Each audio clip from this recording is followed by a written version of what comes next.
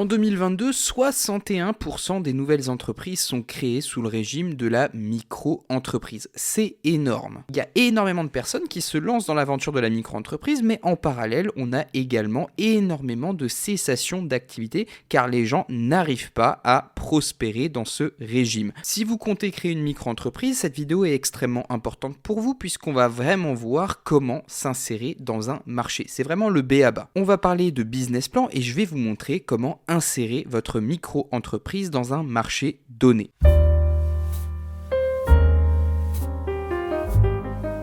Bonjour à tous et bienvenue sur la chaîne Juris Business. Aujourd'hui, on va parler du business plan. C'est pas une obligation quand vous créez une entreprise individuelle, une micro-entreprise, etc. Mais c'est quand même quelque chose qui va vous être extrêmement utile. On va pas se mentir, la majeure partie des activités sont déjà bien occupées par les concurrents. Donc forcément, il va falloir se situer dans cette concurrence et sur le marché de manière générale. D'où l'utilité du business plan. Vous ne partez pas à l'aventure dans un inconnu certain. Vous savez où vous mettez les pieds et vous savez à peu près comment vous introduire dans un marché. Si vous êtes ici, c'est que vous avez déjà une idée assez précise de ce que vous allez faire dans une entreprise individuelle, dans une micro-entreprise. Donc potentiellement, vous avez défini une cible. Par exemple, je suis coach sportif, j'ai déjà défini ma cible. En l'occurrence, ma cible peut être double ou alors si j'affine et je me spécialise, j'ai normalement une cible spécifique. Je prends l'exemple du coach sportif.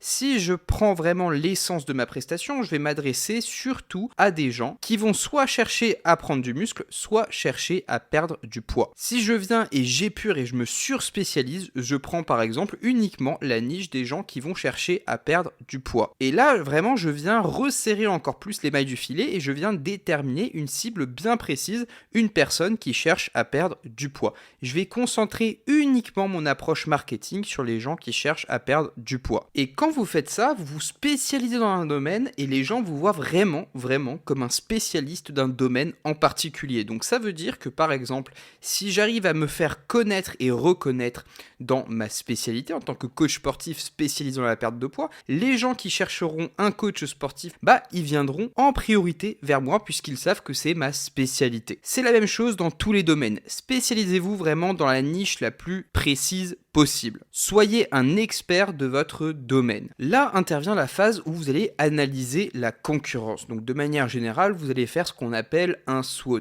Vous analysez la concurrence, les avantages, les forces, les faiblesses, etc. Et vous faites une espèce de schéma type de tous vos concurrents. Et dans ce schéma type, il va falloir se situer. Donc pour ça, il faut vraiment relever, par exemple, si je suis toujours dans l'exemple de mon coach sportif, je vais surtout me focaliser sur les salles de sport qu'il va y avoir aux alentours et éventuellement sur les coachs précisément qui vont faire de la perte de poids leur arme de guerre. C'est-à-dire vraiment, ils vont utiliser la perte de poids pour faire du marketing. Là, ce qui est intéressant, c'est d'utiliser les outils que vous avez à disposition. Vous avez des outils, vous ne soupçonnez même pas l'utilité que vous pouvez leur donner.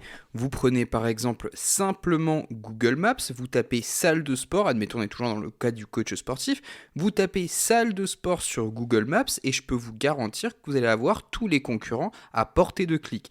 Une fois que vous avez tous vos concurrents, vous les listez.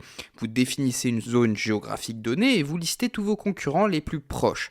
Et à partir de là, vous allez pouvoir vraiment avoir une idée mais extrêmement claire de tous les concurrents qui vous entourent. Ça, c'est votre concurrence directe. À vous de voir ce qu'ils proposent et de vous démarquer, que ce soit en termes de prix, en termes de qualité de service ou en termes de prestations, parce que vous pouvez également vous démarquer de par plus de valeur ajoutée dans vos prestations. Une fois que vous avez vu les concurrents, essayez de vous informer sur les prix qu'ils pratiquent. Sur les salles de sport, de manière générale, c'est assez simple. Ils ont une grille tarifaire, vous pouvez voir ce qu'ils proposent et vous faire une idée déjà de base sur la tranche tarifaire sur laquelle vous allez pouvoir vous insérer. Une fois que vous avez la vision plus ou moins globale de ce que vous allez faire, vous pouvez essayer d'ores et déjà de voir comment est-ce que vous pouvez donner une prestation qui est meilleure. Par exemple, toujours mon coach sportif qui cherche à s'insérer dans le marché de la perte de poids, là il voit qu'il y a énormément de coachs sportifs qui proposent tous la même prestation, perdre du poids, etc.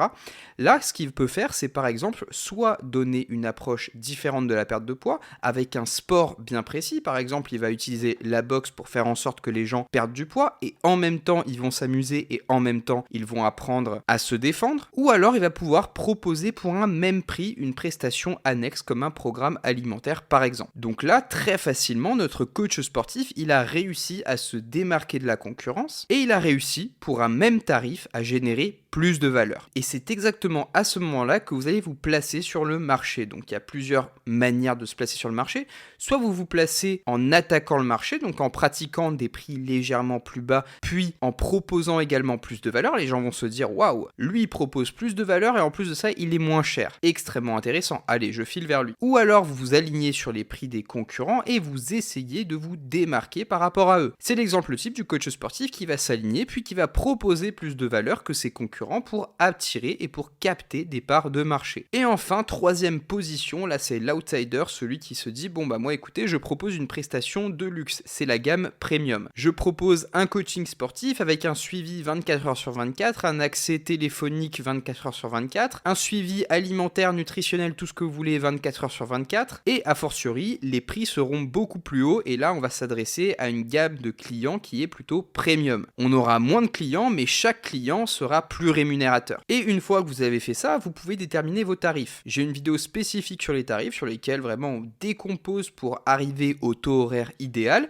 mais concrètement, déjà de base, il faut forcément couvrir vos dépenses minimales, le loyer, les courses, etc., etc. Donc le business plan va également vous aider à dire, bon bah ok, avec cette manière précise de m'insérer sur le marché, avec ces tarifs-là, il va me falloir tant de clients pour arriver à un chiffre d'affaires décent et pouvoir générer du bénéfice. Parce qu'au final, chaque entreprise a pour objectif de générer du bénéfice. Si vous ne générez pas du bénéfice, ça ne sert à rien de créer une entreprise. Et là où c'est intéressant de faire un business plan, c'est qu'il y en a beaucoup qui se lancent entre guillemets à l'aveugle. Ils arrivent sur un secteur donné, sur un marché donné avec des gens qui sont déjà bien implantés sur ce marché et pour le coup, comme ils n'ont pas fait ce travail en amont de business plan, bah ils n'arrivent pas à s'insérer, à trouver des parts de marché qui leur correspondent et à capter de la clientèle pour générer du chiffre d'affaires. Et c'est pour ça que le statut de micro-entrepreneur est celui qui est le plus créé en France, mais pour le coup, il y a énormément de cessation d'activité en parallèle. Les gens créent l'entreprise, ils commencent, ils ne génèrent pas de chiffre d'affaires et au final, ils abandonnent. Donc créer sa micro-entreprise, c'est très bien, être indépendant, c'est extrêmement bien, mais c'est vrai que pour le coup, bah on est tout seul. Donc forcément, il faut se sortir les doigts pour aller chercher les clients. Pour ceux qui ont déjà une micro-entreprise depuis, j'ai envie de dire, des années et qui arrivent quand même à dégager un bon petit chiffre d'affaires, n'hésitez pas à m'écrire dans l'espace des commentaires comment vous avez adapté votre stratégie pour aller chercher des nouveaux clients et pour générer toujours plus de chiffre d'affaires